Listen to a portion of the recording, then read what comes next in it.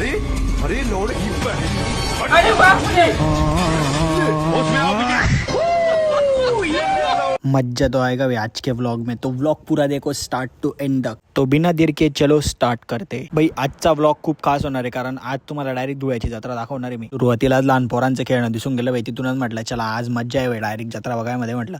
आणि तिथे एक किस्से बघायला भेटले डायरेक्ट, कोण पाण्यात लटकू राहिलं, कोण ड्रॅगन मध्ये बसून आराम मार राहिलं। अरे बाप, दरवर्षी फक्त 2च पाहणे राहतात, यावर्षी डायरेक्ट 5 पाहणे आले बे पुरे। धुळ्याची जत्रा म्हटली म्हणजे सगळ्यात पहिले आठवत होती म्हणजे गोडशेव आणि जिलेबी, गुळाची जिलेबी एकदम कडक मध्ये। ज्यांना माहिती नाही त्यांना सांगून देतो भाई, एकविरा माताजी येते खानदेशची कुलस्वामीनी, त्यामुळे जे ते जळगाव वगैरे जवळपासचे जे खेडेपाडे आहे तिकडून सर्व ठिकाणून लोक जे ती यात्रा बघायला येतात। आणि यात्रा जी मे मध्ये भरते दरवर्षी बाई। यात्रेमध्ये ना एक स्पेशल गोष्ट राहते, ती म्हणजे ना यात्रेत गेल्यानंतर ना टाइम समजत नाही। 9 वाजता गेलेलो होतो मी, केव्हा 12 वाजून गेले समजलं बी नाही मला। जर अजून गेलं नसेल तर एकदा जाऊन या, अजून 10 दिवस येते यात्रा। त्यातच व्लॉग रेकॉर्ड करता करता इकडे कुठे मी मेंटेनन्स मोडवर देऊन गेलो, काय तिकडे पूर्ण पाण्यावर लावायची तयारी चालू होती।